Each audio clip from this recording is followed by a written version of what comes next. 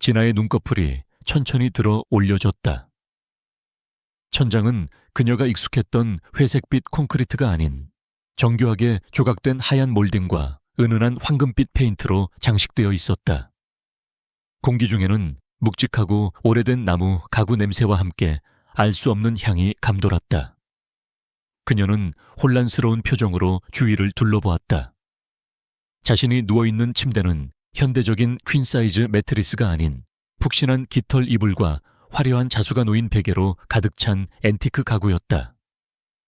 그녀의 몸은 부드러운 실크 잠옷에 감싸여 있었고 팔목과 발목에는 가느다란 금팔찌와 발찌가 채워져 있었다.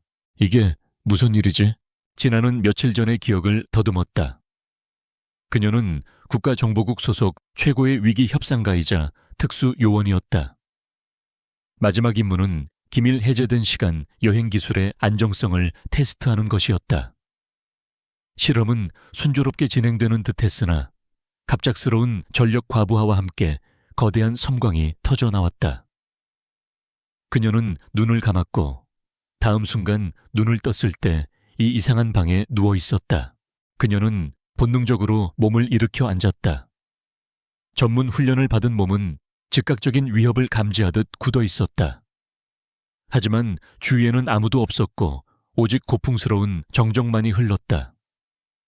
그녀는 창가로 다가가 두꺼운 커튼을 조심스럽게 젖혔다.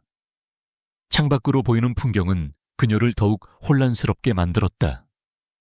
현대적인 고층 건물이나 자동차 대신 기와 지붕이 줄지어 있고 1980년대 초반에나 볼 수 있을 법한 구형 세단들이 드문드문 지나가고 있었다. 사람들의 옷차림도 촌스럽고 길거리 간판에 글씨체마저 과거의 것이었다. 그녀의 머릿속은 복잡하게 얽혔다. 시간여행 실험이 실패한 것인가?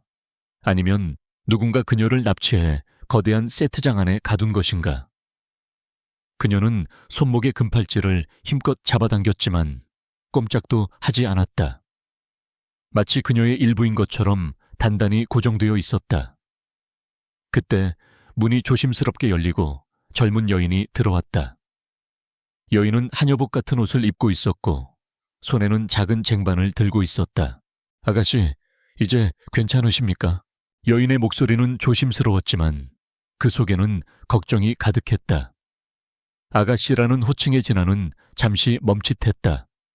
그녀는 여인에게 차분하게 물었다. 지금이 몇 년도죠? 여인은 그녀의 질문에 당황한 듯 눈을 깜빡였다. 네? 아가씨, 무슨 말씀이세요? 지금은 1988년입니다. 1988년, 37년 전의 과거. 그녀의 심장이 빠르게 뛰었다. 실험이 실패한 것이 맞았다. 그녀는 정말로 과거로 시간 여행을 온 것이었다. 하지만 어쩌다 이 이상한 집, 이 아가씨의 몸에 들어오게 된 것일까? 제가 누구죠? 그녀는 다시 물었다. 여인은 더욱 놀란 표정을 지으며 말했다. 아가씨는 박영애 아가씨이십니다. 박정수 의원님의 외동딸이시고요. 박영애, 낯선 이름, 박정수. 정치인이었던 기억이 어렴풋이 떠올랐다. 이 모든 것이 마치 정교하게 짜인 함정처럼 느껴졌다. 하지만 그녀는 냉정함을 잃지 않았다. 오랜 훈련으로 다져진 냉철한 판단력이 그녀를 지배했다. 그녀는 자신이 현재 처한 상황을 분석했다. 1980년대 서울, 신원이 불분명한 상태, 그리고 박영애라는 이름. 그녀는 여인에게 자신에게 일어난 일에 대해 물었다. 여인은 울먹이며 지난밤의 이야기를 전해주었다. 박영애는 60대 노인과의 정략 결혼을 거부하다 못해 극단적인 선택을 시도했다는 것이었다. 다행히 때마침 그곳을 지나던 젊은 경찰서장에게 구조되어 목숨을 건졌다는 설명도 덧붙였다. 진아의 머릿속은 빠르게 회전했다. 극단적인 선택. 그것은 그녀의 상황을 설명할 수 있는 완벽한 핑계가 될 수 있었다. 그녀는 자신의 진짜 정체를 숨기고 박영애의 삶을 살기로 결심했다. 일단 이곳을 벗어나기 위해 상황을 이용해야 했다. 그녀는 여인에게 그 경찰서장님은 누구시죠? 라고 물었다. 여인은 이준혁 서장님이십니다. 서울경찰청에서 가장 젊은 서장님이시라고 합니다. 라고 답했다. 이준혁, 이름이 머릿속에 각인되었다. 그날 저녁 박정수 의원이 방으로 들어왔다. 중년의 그는 권위적이고 냉정한 표정이었다. 그는 진아를 힐끗 보더니 차가운 목소리로 말했다. 무슨 짓을 한 거냐, 영애야. 네가 무슨 짓을 했는지는 아는가? 진아는 박영애인 척 연기하며 고개를 숙였다. 죄송합니다, 아버지. 하지만 저는 그분과 결혼할 수 없어요. 박정수 의원은 혀를 차며 네가 아무리 발버둥 쳐도 이미 소문은 다 퍼졌다. 네가 자살 소동을 벌인 것을 이준혁 서장이 목격했고 사람들은 네가 그에게 반해 미쳐버렸다고 수군거리고 있어. 그는 비열한 미소를 지었다. 네가 내게 도움이 되지 않는다면 이제는 그에게 도움이 되어야지. 너는 이준혁 서장과 결혼하게 될 것이다. 그에게는 정치적 영향력이 필요하고 내게는 그의 힘이 필요해. 이건 너의 결정에 대한 처벌이기도 하지만 동시에 기회이기도 해. 진아는 그의 말을 듣고 충격에 휩싸였다. 정략 결혼을 피하기 위해 자살 소동을 벌였지만 결과적으로 더 복잡한 정략 결혼에 휘말리게 된 것이다. 상대는 늙은 정치가가 아닌 젊은 경찰서장 이준혁. 그녀는 박영애의 삶을 살기로 결심했지만 이 결혼은 그녀의 계획에 없던 변수였다. 그녀는 순순히 그의 말에 따르기로 했다. 저항해봤자 상황만 더 악화될 뿐이었다. 그녀는 일단 이 집을 벗어나고 싶었고 이준혁이라는 인물에게서 어떤 단서를 찾을 수 있을지 궁금했다. 며칠 후 이준혁이 그녀를 보러 박정수 의원의 집에 찾아왔다.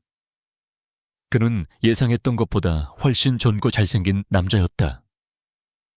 군더더기 없는 정갈한 경찰 제복 아래 탄탄한 몸매와 날카로운 눈빛은 그가 단순히 권력만으로 그 자리에 오른 인물이 아니라는 것을 말해주고 있었다. 하지만 그의 눈빛은 짙은 냉기마저 감도는 듯 했다. 그는 진아를 훑어보더니 그녀가 예상했던 것보다 훨씬 더 차가운 목소리로 말했다. 박영애 씨, 당신의 자살 소동이 내 평판에 좋지 않은 영향을 미치고 있어. 당신의 아버지는 이 문제를 해결하기 위해 우리에게 결혼을 제안했고 나는 이를 받아들였어. 하지만 명심하시오. 이 결혼은 단순히 비즈니스일 뿐이오. 당신의 감정 따위는 이 결혼에 개입될 여지가 없어. 내가 원하는 것은 당신의 아버지의 정치적 영향력뿐이니 쓸데없는 짓은 하지 마시오. 진아는 그의 차가운 태도에 오히려 흥미를 느꼈다. 그는 단순히 권력에 눈이 먼 사람이 아니었다. 그의 눈빛에는 어떤 깊은 사연이 숨겨져 있는 듯했다. 그녀는 그에게서 어떤 약점을 찾아내 탈출할 계획을 세우기로 결심했다. 하지만 동시에 그녀의 마음속 한구석에서는 묘한 호기심이 피어올랐다. 그녀는 눈을 내리깔고 조용히 대답했다. 알겠습니다. 저도 이 결혼에 대해 아무런 감정도 없습니다. 그의 눈썹이 살짝 올라갔다. 그녀의 예상치 못한 침착한 반응에 그는 조금 놀란 듯 됐다. 그는 진아를 다시 한번 훑어보더니 박 의원에게 그럼 다음 주에 식을 올리겠습니다 라고 말하고는 미련 없이 돌아섰다. 일주일 후 진아와 이준혁의 결혼식이 조용히 치러졌다. 화려하지만 형식적인 결혼식이었다. 하객들은 대부분 박정수 의원과 이준혁의 인맥들로 채워져 있었다. 결혼식 후 진아는 이준혁의 집으로 들어갔다. 그의 집은 생각보다 소박했고 깔끔하게 정리되어 있었다. 그가 사는 방은 마치 군인의 막사처럼 정돈되어 있었다. 책상 위에는 경찰 관련 서류와 책들이 빼곡히 쌓여 있었고 벽에는 그의 경찰 시절 사진들이 걸려 있었다. 그녀는 그제야 그가 단순히 권력욕만으로 사는 사람이 아니라는 것을 확신하게 되었다. 그가 경찰이라는 직업에 진심으로 충실한 인물이라는 것을. 그날 밤 진아는 늦게까지 잠을 이루지 못했다. 그녀는 과거로 돌아온 후 처음으로 자신의 미래에 대해 진지하게 생각했다. 그녀는 이곳에 온 목적을 잃었지만 살아남아야 했다. 그리고 이준혁이라는 남자는 그녀의 생존을 위한 중요한 열쇠가 될지도 모른다는 직감이 들었다. 그녀는 그를 이용할 계획을 세웠다. 하지만 동시에 그녀의 마음속에는 알 수 없는 감정이 피어오르기 시작했다.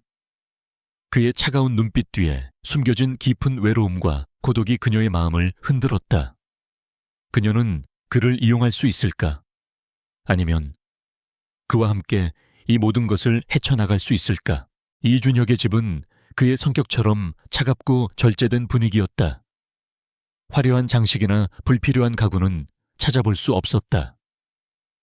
넓은 거실에는 고풍스러운 소파와 테이블만이 놓여 있었고 벽면에는 아무것도 걸려 있지 않아 텅 빈 듯한 느낌을 주었다.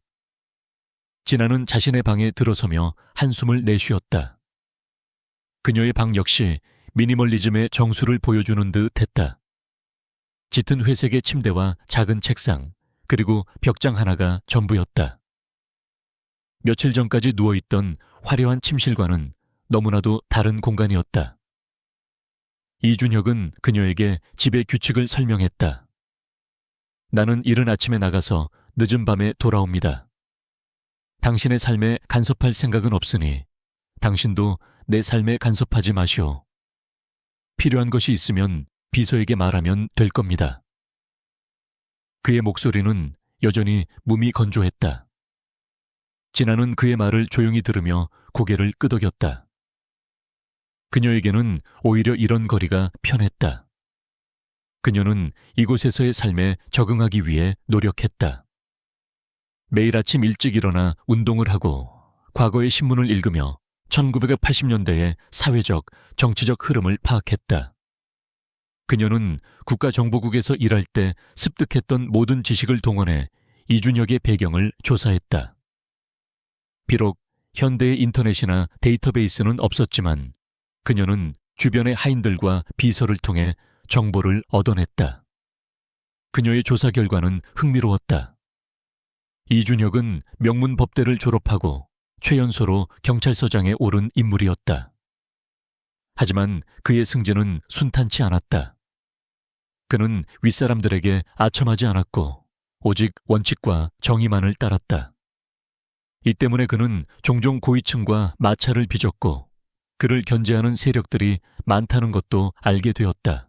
이준혁은 약속대로 그녀에게 아무런 간섭도 하지 않았다. 그는 아침 일찍 집을 나섰고 자정이 넘어서야 돌아왔다. 두 사람은 식사 시간에도 거의 대화를 나누지 않았다. 그의 차가운 태도에 그녀는 어떤 감정적인 동요도 느끼지 않았다. 오히려 그가 그녀에게 무관심할수록 그녀의 마음은 편했다. 그녀는 그에게서 벗어날 방법을 계속해서 모색하고 있었다. 그러던 어느 날 이준혁이 평소보다 일찍 퇴근했다. 그의 표정은 매우 심각했고 그는 방에 들어오자마자 소파에 털썩 주저앉았다. 진아는 그에게 다가가 조심스럽게 물었다. 무슨 일 있으세요? 그는 그녀를 힐끗 보더니 피곤한 목소리로 말했다. 별일 아니오. 당신이 알 필요 없는 일입니다. 하지만 그의 눈빛은 흔들리고 있었다.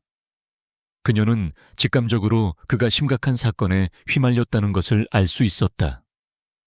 그녀는 국가정보국에서 일할 때처럼 그의 표정 변화와 어조를 분석했다. 그의 눈빛에는 분노와 함께 무력감이 서려 있었다. 그녀는 그에게 더 이상 묻지 않고 조용히 차를 한 잔 끓여 그의 앞에 놓아주었다. 그는 잠시 망설이다가 차를 한 모금 마셨다. 차가운 공기를 뚫고 들어온 따뜻한 차는 그의 긴장을 조금 풀어주었다. 서울건설회장 김태성 회장이 자택에서 살해당했소. 그가 낮은 목소리로 말했다. 표면적으로는 강도 살인으로 보이지만 현장에는 너무 많은 의문점이 남아 있습니다. 진아의 눈이 번뜩였다. 그녀의 전문가적인 본능이 깨어났다. 그녀는 물었다. 어떤 의문점이죠? 이준혁은 그녀가 갑자기 흥미를 보이는 것에 놀란 듯 했다. 그는 그녀를 잠시 바라보더니 그녀가 단순한 호기심으로 묻는 것이 아님을 깨달았다. 그는 그녀의 눈에서 날카로운 통찰력을 보았다. 그는 잠시 망설이다가 입을 열었다. 현장은 매우 깔끔했습니다. 전문 킬러의 솜씨처럼 보였죠.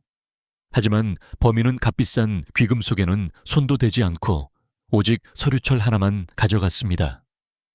게다가 김태성 회장은 심장마비로 위장된 채 살해당했습니다.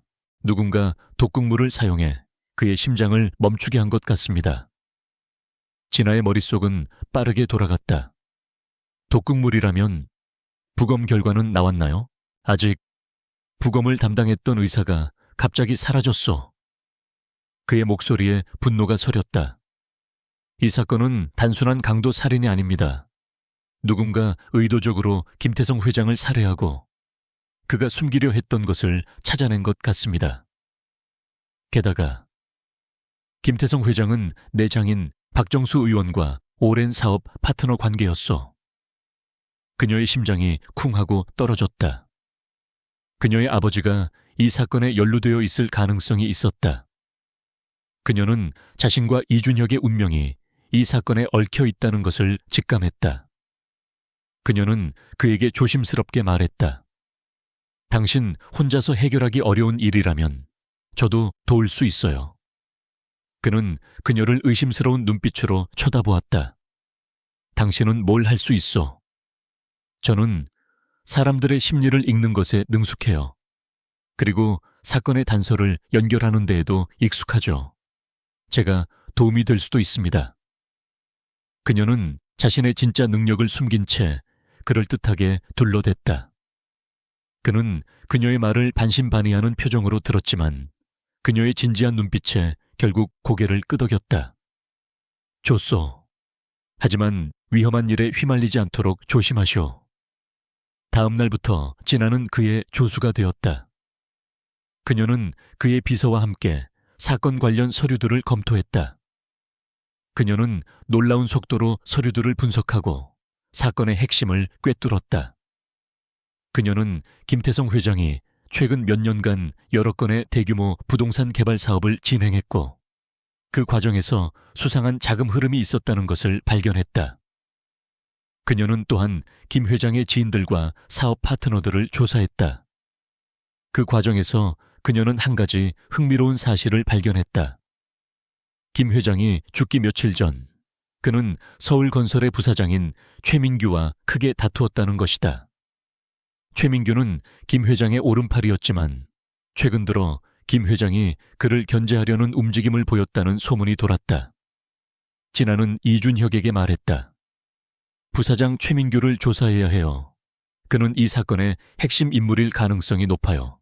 그는 김 회장의 사업을 누구보다 잘 알고 있었을 것이고 김 회장이 숨기려 했던 서류가 무엇인지도 알고 있었을 겁니다. 이준혁은 그녀의 통찰력에 감탄했다. 그는 그녀의 조언을 받아들여 최민규를 은밀하게 조사하기 시작했다. 그 결과 최민규가 김 회장의 죽음 직후 해외로 거액의 돈을 송금하려 했다는 증거를 포착했다.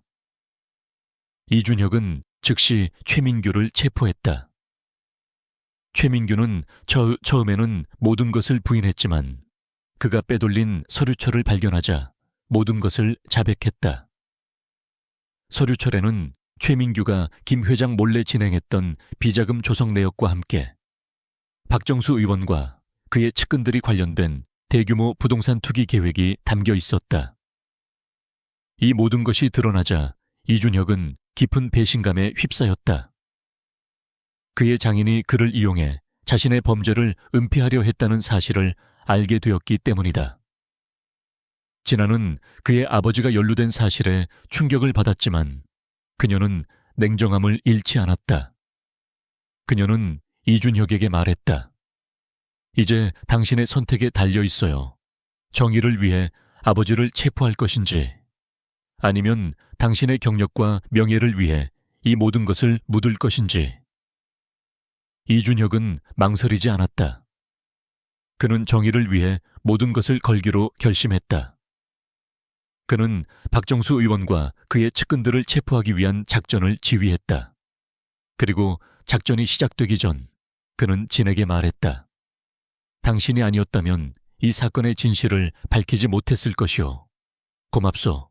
진아는 그의 진심 어린 감사에 묘한 감정을 느꼈다. 그녀는 그를 이용하기 위해 시작한 관계였지만 이제는 그를 진심으로 돕고 싶다는 생각이 들었다. 그녀는 이준혁의 정직함과 용기에 깊은 인상을 받았다. 그녀는 그가 단순히 권력욕에 눈먼 사람이 아니라는 것을 다시 한번 확인했다. 그녀의 마음속에는 이미 그에 대한 사랑의 씨앗이 뿌려지고 있었다. 그녀는 이준혁이 정의를 위해 모든 것을 걸고 싸우는 모습에서 자신이 과거에 지키려 했던 가치들을 보았다.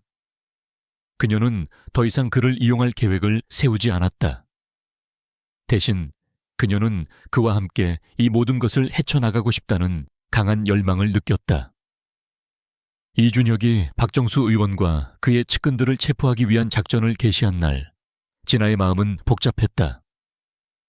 그녀는 그가 정의를 선택했다는 사실에 깊은 감동을 받았지만 동시에 그의 선택이 가져올 위험을 누구보다 잘 알고 있었다. 박정수 의원은 단순한 정치인이 아니었다. 그는 강력한 권력을 가진 거물이었고 그의 몰락은 수많은 이권 세력들의 반발을 불러올 것이 분명했다. 진아는 이준혁이 이 싸움에서 외톨이가 될 것임을 예감했다. 그녀의 예상은 정확했다. 이준혁이 박정수 의원을 체포한 다음 날 그의 상사인 서울경찰청장이 직접 그를 찾아왔다. 청장은 이준혁에게 압수된 서류들을 넘겨달라고 요구했다. 이준혁 서장, 자네는 아직 젊네. 이 사건은 자네가 감당하기에는 너무 크다. 이 일은 우리가 알아서 처리할 테니 자네는 손을 떼게. 청장의 말은 부드러웠지만 그 속에는 명백한 협박이 담겨 있었다. 이준혁은 흔들리지 않았다. 그는 청장의 눈을 똑바로 바라보며 말했다. 청장님, 저는 법과 원칙에 따라 행동했습니다. 이 사건은 제가 마무리하겠습니다. 그의 단호한 태도에 청장은 분노했다. 그는 자네가 이 일을 계속 진행한다면 자네는 이 바닥에서 발도 못 붙일 줄 알아 라고 경고하며 돌아섰다. 이후 이준혁은 온갖 압력에 시달렸다. 그의 수사를 방해하기 위해 검찰과 언론이 나섰고 그의 주변 인물들을 상대로 표적 감사가 시작되었다. 그의 부하들 중 일부는 압력에 못 이겨 그를 떠나기도 했다. 이준혁은 점점 더 고립되었다. 진아는 이 모든 것을 곁에서 지켜보며 그의 힘든 싸움을 안타까워했다. 그녀는 그가 힘들어할 때마다 조용히 그의 곁을 지켰다. 따뜻한 차를 끓여주거나 밤늦게 돌아온 그를 위해 간단한 식사를 준비해 주었다. 그녀는 그의 곁에 머물며 그가 혼자가 아님을 보여주었다. 어느 날 밤 이준혁은 술에 취해 돌아왔다. 그의 얼굴은 피곤에 절어 있었고 그의 눈은 깊은 절망감에 휩싸여 있었다. 그는 진아를 보자마자 나한테 왜 잘해주는 거요? 나는 당신의 아버지에게 칼을 겨눈 사람인데 라고 중얼거렸다. 진아는 그의 옆에 조용히 앉아 그의 손을 잡았다. 그녀의 손은 따뜻했다. 당신은 정의를 위해 싸우고 있어요.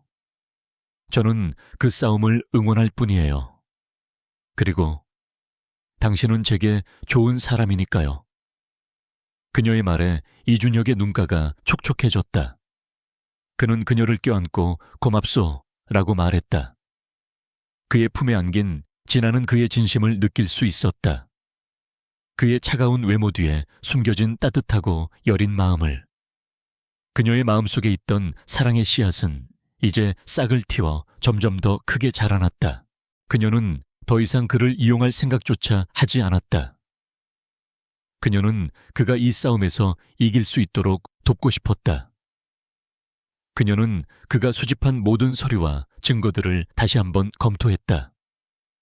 그녀는 오랜 시간 동안 쌓아온 경험과 직관을 이용해 그의 사건을 재구성했다. 이준혁 씨, 이 서류들을 다시 한번 보세요. 우리가 놓치고 있는 것이 있을지도 몰라요. 이준혁은 그녀가 가리킨 서류들을 보며 고개를 갸웃거렸다. 그것은 최민규 부사장의 해외 송금 내역이었다. 이걸 왜요? 이미 모든 것을 확인했는데. 송금 내역의 수신자를 보세요. 명의는 한 해외 페이퍼 컴퍼니로 되어 있지만 주소를 추적하면 이곳이에요. 진아가 가리킨 주소는 서울 도심에 위치한 한 고층 빌딩이었다. 이 빌딩의 소유주는 서울건설이 아닌 전혀 다른 회사였다. 그녀는 그 회사의 이름과 소유주를 추적했다. 그리고 놀라운 사실을 발견했다. 그 회사의 실소유주는 최민규 부사장이었다. 그는 김태성 회장의 비자금을 빼돌려 자신의 회사를 설립하고 그 회사 명의로 박정수 의원과 거래를 해왔던 것이다. 이건 최민규가 김태성 회장뿐만 아니라 박정수 의원도 배신했다는 증거예요.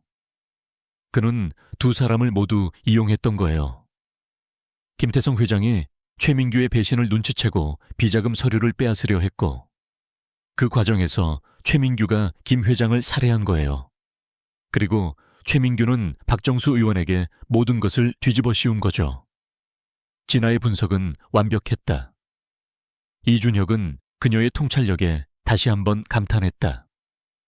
그는 최민규가 숨긴 증거를 찾기 위해 그의 회사를 압수수색했다.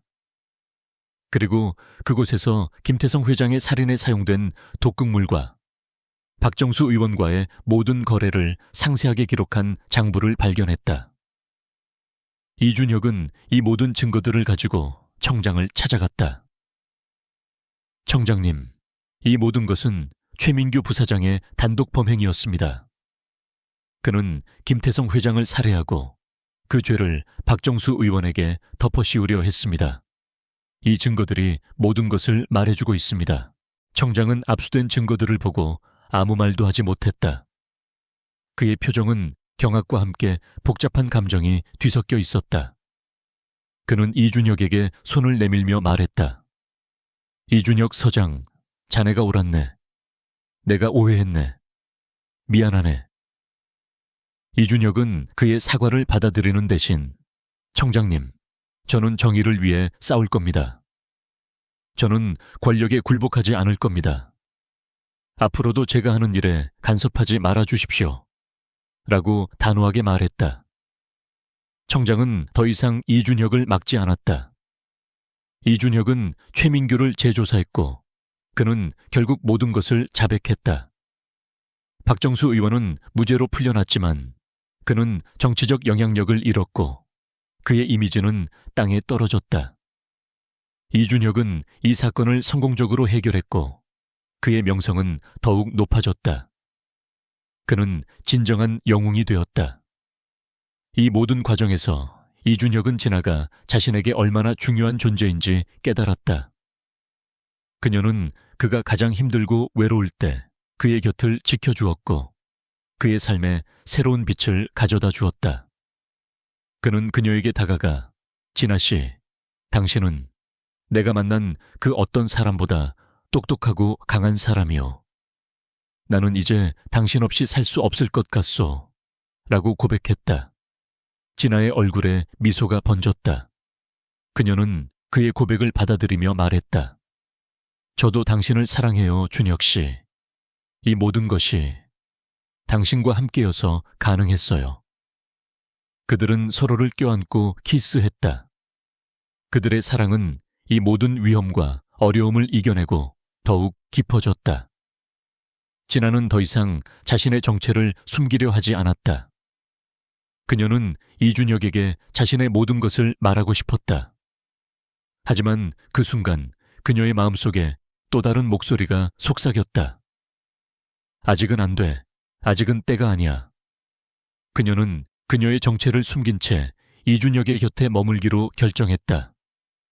그녀는 그와의 사랑을 지키기 위해 더 큰 위험에 맞서야 한다는 것을 직감적으로 느꼈다. 진아와 이준혁은 정의를 위한 치열한 싸움 속에서 진정한 사랑을 찾았다. 그들의 관계는 단순한 매력을 넘어 서로에 대한 존경, 신뢰, 그리고 깊은 이해를 바탕으로 만들어졌다. 한때 고독 속에서 법만을 신뢰했던 이준혁은 진에게 마음을 열었다. 그는 그녀에게서 비범한 지혜와 용기뿐만 아니라 오랫동안 찾아 헤매던 따뜻함과 인자한 마음을 발견했다. 진아 또한 마찬가지였다. 그녀는 그에게서 어떤 어려움도 함께 헤쳐나갈 수 있는 동반자를 찾았다. 하지만 그들의 행복은 오래가지 못했다. 최민규 사건은 끝났지만 그의 배후에 있는 정치와 경제 시스템을 조종하는 세력들은 여전히 건재했다. 그들은 진아를 중대한 위협으로 여기기 시작했다. 겉으로 보기에는 단순히 권력 있는 집안에 시집온 여자에 불과했지만 사건 해결에 그녀가 개입하면서 보여준 비범한 능력은 그들의 경계심을 자극했다. 그들은 그녀의 신원을 파헤치기 시작했다. 어느 날 이준혁의 집 앞에 한 의문의 남자가 나타났다. 그는 자신이 최민규의 전 비서라고 밝히며 최민규에게 배신당해 복수하고 싶다고 말했다.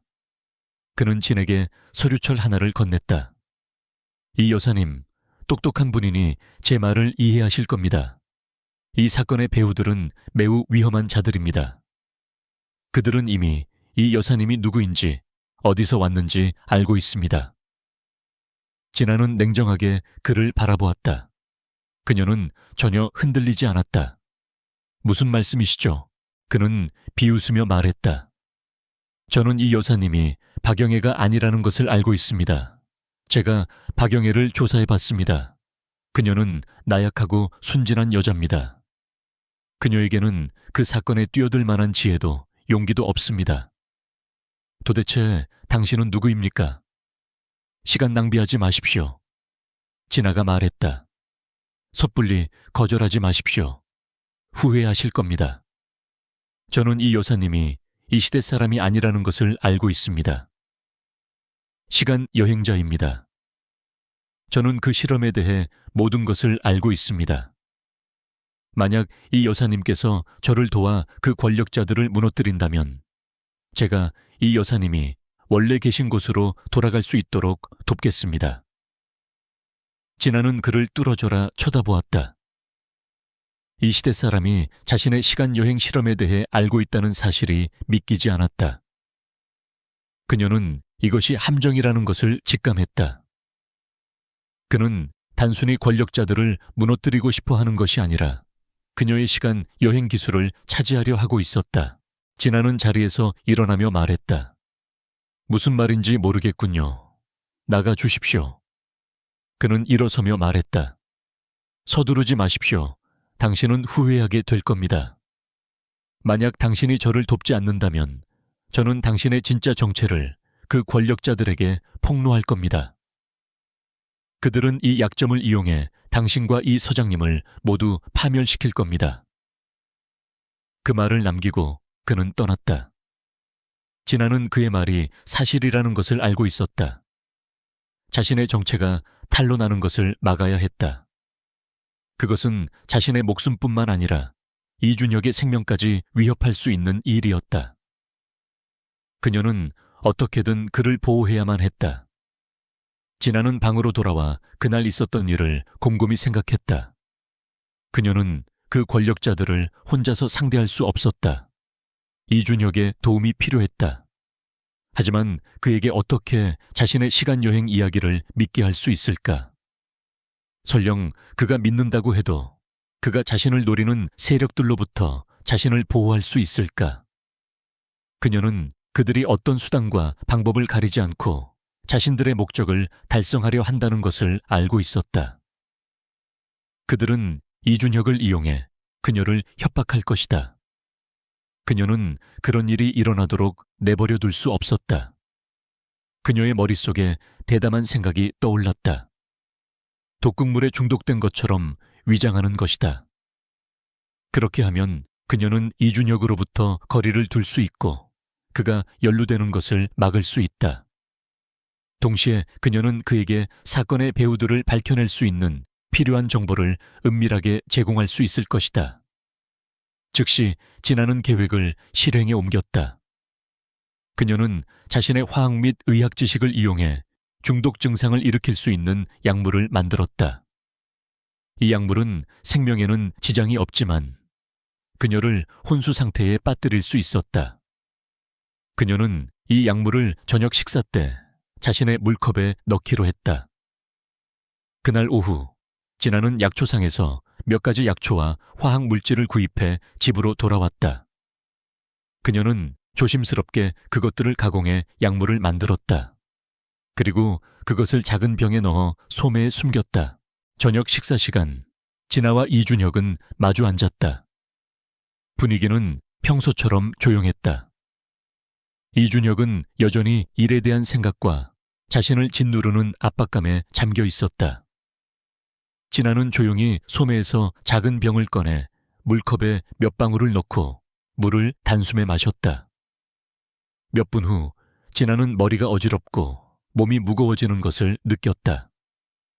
그녀는 일어서려 했지만 다리가 후들거려 넘어지고 말았다.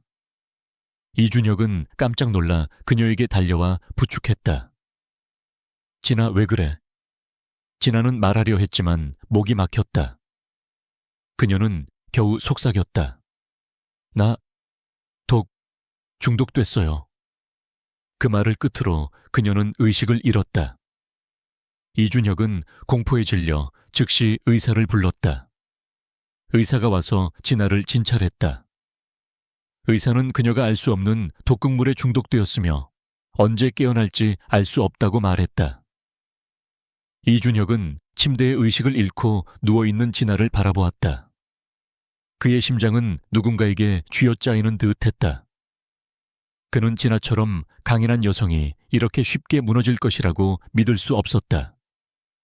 그는 그의 적들이 그녀를 해쳤다는 것을 직감했다.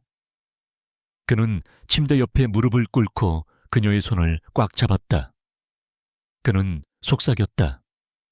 진아, 미안해. 내가 널 지켜주지 못했어. 하지만 맹세컨대 난 이 짓을 한 놈들을 찾아내서 반드시 대가를 치르게 할 거야. 그는 진아가 자신의 말을 듣고 있다는 것을 알지 못했다. 침대에 누워있는 그녀는 미소 지었다. 그녀의 계획은 성공했다. 이제 그녀는 자신의 정체를 드러내지 않고도 그를 보호할 수 있게 되었다. 이준혁은 침대에 누워있는 아내를 바라보았다. 그의 심장은 갈기갈기 찢어지는 것 같았다. 강인하고 씩씩했던 진아가 이제는 이렇게 연약하게 누워있다니. 그는 그녀가 알 수 없는 독극물에 중독되었다는 말을 믿을 수 없었다. 노련한 경찰서장의 직감으로 그는 무언가 잘못되었다는 것을 확신했다. 그는 조사를 시작했다. 이준혁은 도시 최고의 법의학 전문가들을 모두 불러 모았다.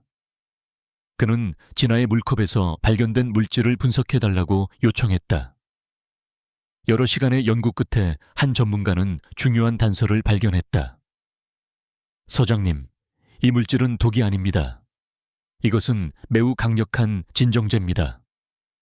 흔히 구할 수 없는 약초와 화학 물질로 만들어졌고 극소수의 비밀 실험실에서만 구할 수 있는 것으로 보입니다.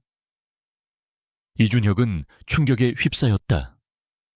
진아가 스스로 독을 마셨다니. 왜? 그녀는 무엇을 숨기려 하는 것일까? 그는 알 수 없었지만 그녀에게 계획이 있었다는 것을 확신했다. 그는 다시 사무실로 돌아와 최민규 사건을 재검토하기 시작했다. 그는 이 사건이 아직 끝나지 않았다는 것을 알고 있었다. 최민규의 배후 세력들은 여전히 활동 중이었다. 이준혁은 그의 적들이 목적을 달성하기 위해 어떤 수단도 가리지 않을 것이며 진아가 중독된 것도 그들의 계획의 일부라는 것을 깨달았다. 그는 행동해야 했다.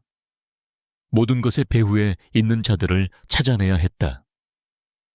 이준혁이 바쁘게 일하는 동안 진아는 침대에 미동도 없이 누워 있었다. 하지만 그녀의 마음은 활발하게 움직이고 있었다. 그녀는 이준혁의 발소리부터 간호사들의 대화 소리까지 주변의 모든 소리에 귀를 기울였다. 그녀는 그가 적들을 무너뜨리는데 필요한 단서를 제공해야 한다는 것을 알고 있었다.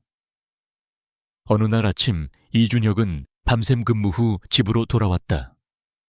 그는 진아를 방문했다. 그녀는 여전히 움직이지 않았지만 이준혁은 무언가 이상하다는 것을 느꼈다. 그는 진아의 베개 밑에서 작은 종이 조각을 발견했다. 그는 그것을 꺼내 읽었다. 종이에는 라틴어로 페추니아 논 올렛라고 쓰여 있었다. 이준혁은 그 문장의 의미를 알지 못했다. 그는 종이를 구겨 쓰레기통에 던져버렸다. 하지만 이준혁은 그것이 암호라는 것을 몰랐다. 진아는 라틴어 문구를 이용해 단서를 숨겼던 것이다.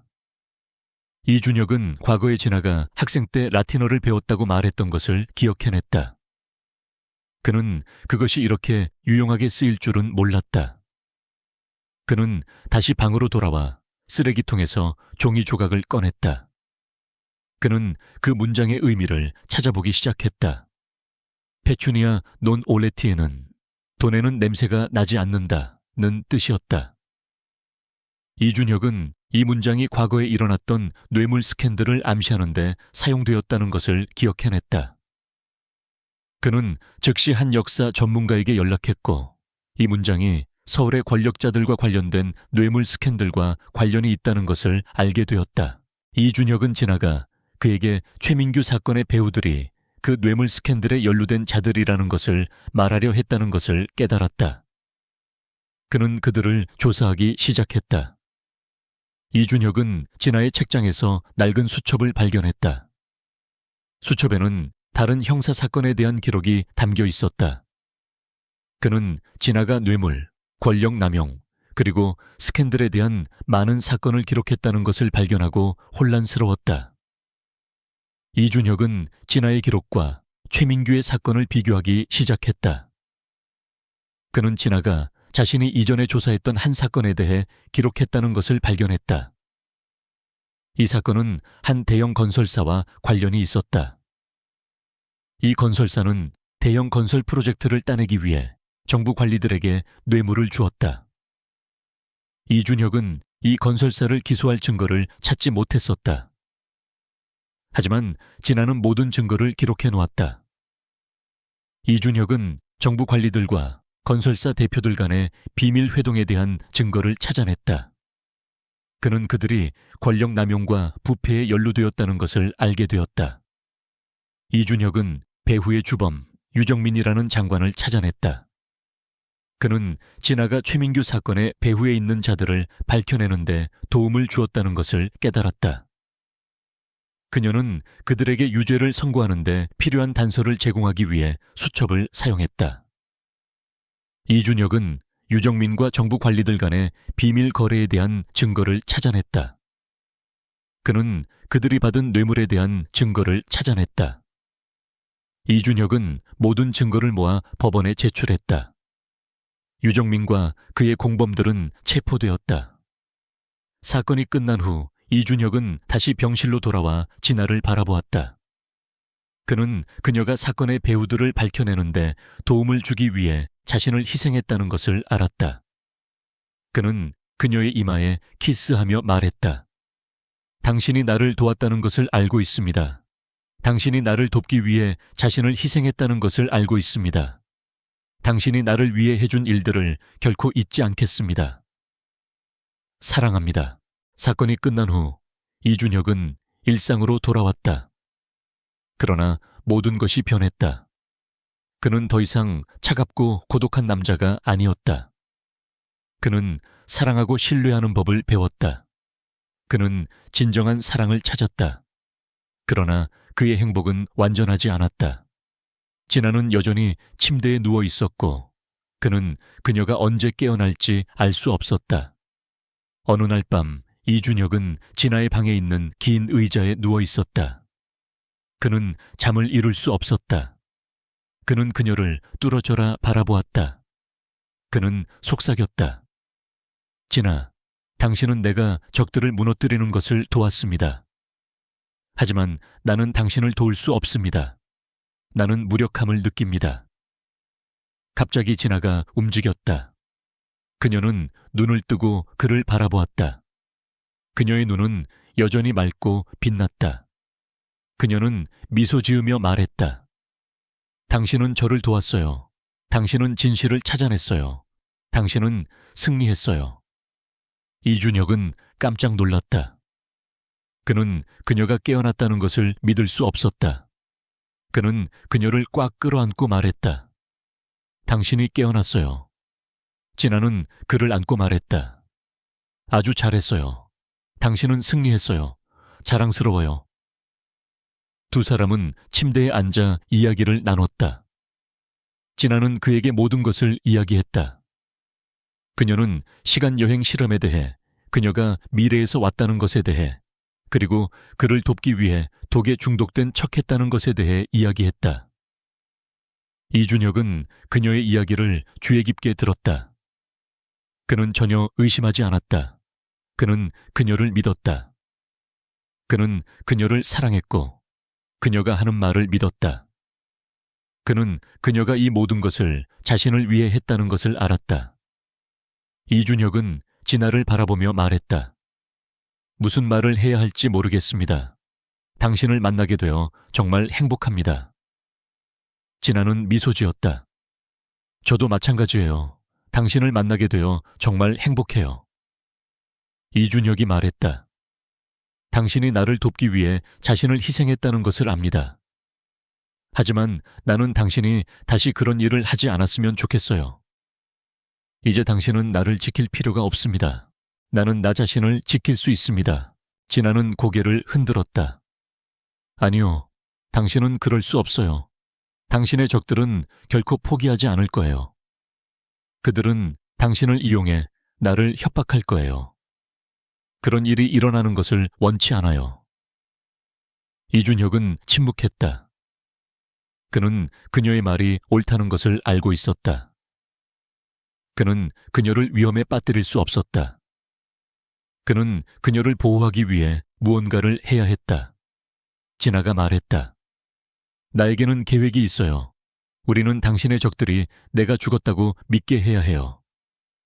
오직 그렇게 해야만 내가 살아남을 수 있고 당신은 당신의 싸움을 계속할 수 있어요. 이준혁은 충격에 휩싸였다. 안 돼요. 당신 없이는 살 수 없어요. 진아는 그의 손을 잡았다. 당신은 저 없이 살 수 없을 거예요. 우리는 내가 죽은 척할 거예요. 저는 숨어 살 것이고 당신은 당신의 싸움을 계속할 거예요. 우리는 언젠가 다시 만날 거예요. 이준혁은 침묵했다. 그는 그것이 그녀를 보호할 수 있는 유일한 방법이라는 것을 알고 있었다. 그는 그녀와 헤어지고 싶지 않았지만 그는 그것을 해야 한다는 것을 알았다. 그는 그녀에게 그녀의 계획대로 하겠다고 약속했다. 그는 그녀를 보호하기 위해 무엇이든 할 것이다. 그 후 두 사람은 그들의 계획에 대해 이야기했다. 진아는 독에 중독되어 죽은 척할 것이다. 이준혁은 그녀가 죽었다고 대중에게 발표할 것이다. 그런 다음 진아는 숨어 살 것이다. 그녀는 비밀리에 그가 적들과 싸우는 것을 도울 것이다. 두 사람은 그들의 계획대로 했다. 이준혁은 진아가 죽었다고 대중에게 발표했다. 그는 그녀를 위한 가짜 장례식을 치렀다. 모든 사람들은 진아가 죽었다고 믿었다. 그러나 이준혁과 진아는 그녀가 여전히 살아있다는 것을 알고 있었다. 진아는 숨어 살았다. 그녀는 신분을 바꾸고 다른 곳에서 살았다. 그녀는 비밀리에 이준혁과 연락했다. 그녀는 그가 적들과 싸우는 것을 도왔다. 이준혁의 싸움은 매우 어려웠다. 그는 강력하고 권력 있는 적들과 맞서 싸워야 했다. 그러나 그는 결코 포기하지 않았다. 그는 진아가 자신과 함께 있다는 것을 알았다. 그는 그녀가 자신을 돕고 있다는 것을 알았다. 그는 그녀가 자신을 기다리고 있다는 것을 알았다. 그는 온 힘을 다해 싸웠다. 그는 그의 적들을 무너뜨렸다. 그는 모두에게 정의를 가져다 주었다. 수년간의 끊임없는 싸움 끝에 이준혁은 마침내 모든 부패하고 범죄적인 네트워크를 완전히 무너뜨렸다. 한때 권력의 그림자 속에 숨어있던 자들은 이제 정의의 심판을 받게 되었다. 그는 진실성과 용기의 상징, 모든 사람에게 존경받는 영웅이 되었다. 그러나 그의 마음속 깊은 곳에는 오직 한 가지 목표만이 남아 있었다. 바로 진아와 재회하는 것이었다. 그의 삶은 영광으로 가득 차 있었지만 그녀 없이는 텅 빈 것과 같았다.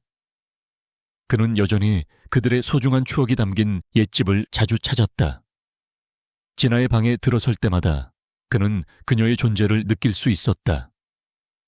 그녀의 책들과 그가 보관했던 코트의 익숙한 향기가 남아 있었다. 그는 여전히 그들만이 아는 복잡한 암호 체계를 통해 그녀와 비밀리에 연락했다. 그는 그녀에게 자신의 삶, 해결한 사건들, 그리고 가장 깊은 감정들을 항상 전했다. 그녀 역시 말 대신 짧고 의미심장한 메시지로 답했지만 그것만으로도 그는 그녀가 여전히 그곳에 그를 지켜보고 있다는 것을 느낄 수 있었다. 어느 날 이준혁은 진아로부터 특별한 메시지를 받았다. 암호가 아닌 하나의 주소였다. 그는 드디어 때가 왔다는 것을 알았다. 그는 심장이 설레는 것을 느끼며 즉시 길을 나섰다. 그는 차를 몰고 한적한 시골 마을로 향했다. 그곳에는 푸른 논밭 한가운데 자리 잡은 작고 평범한 집이 있었다. 그는 차에서 내렸고 한 여인이 문 앞에 서서 등을 돌리고 있는 것을 보았다. 바람에 긴 머리카락이 흩날렸고 그는 그녀가 진아라는 것을 직감했다. 그는 그녀에게 다가가며 떨리는 목소리로 말했다. 진아. 그녀는 천천히 돌아섰고 환한 미소를 지었다. 그녀의 눈은 여전히 그 옛날처럼 빛나고 있었다. 어서 와요, 준혁. 두 사람은 서로에게 달려가 굳게 껴안았다. 마치 이것이 사라질 꿈이라도 되는 것처럼 이준혁의 뺨에는 행복의 눈물이 흘러내렸다. 그는 속삭였다. 다시는 당신을 보지 못할 줄 알았어요. 정말 보고 싶었습니다. 진아는 그를 안고 목이 메인 목소리로 말했다. 저도요. 이 순간을 기다리며 하루하루를 살았어요. 그들은 함께 집으로 들어갔다. 그 작은 집은 소박했지만 따뜻하게 꾸며져 있었다. 이준혁은 방 한구석에 있는 흔들 의자와 작은 작업 책상을 보았다. 그는 그녀가 혼자서 새로운 삶을 만들어냈다는 것을 깨달았다. 진아는 그곳의 한 지역 대학에서 교수로 일하며 자신의 지식을 미래 세대에게 전수하고 있었다. 그녀는 과거의 위험이나 어려움에 얽매이지 않고 평화로운 삶을 살고 있었다. 이준혁과 진아는 밤새도록 서로에게 있었던 일들을 이야기했다. 이준혁은 범죄와의 싸움, 그가 도운 사람들, 그리고 그가 배운 교훈들에 대해 이야기했다. 진아는 자신의 은둔 생활, 새로운 친구들, 그리고 새로운 취미에 대해 이야기했다. 두 사람은 비록 멀리 떨어져 있었지만 항상 서로의 일부였다는 것을 깨달았다. 다음 날 아침 이준혁은 진에게 청혼했다. 그는 다이아몬드나 금반지가 아닌 라틴어로 아몰 윈칫 옴니아, 사랑은 모든 것을 정복한다 라고 새겨진 소박한 은반지를 건넸다. 진아는 미소 지으며 고개를 끄덕였다. 그녀는 이 반지가 단순한 반지가 아니라 행복한 미래에 대한 약속이라는 것을 알았다. 그들은 단 두 사람과 몇몇 가까운 친구들만 참석한 작은 결혼식을 올렸다. 그 후 그들은 새로운 집으로 이사했다. 작은 집에는 작은 정원과 마당에 사과나무 한 그루가 있었다.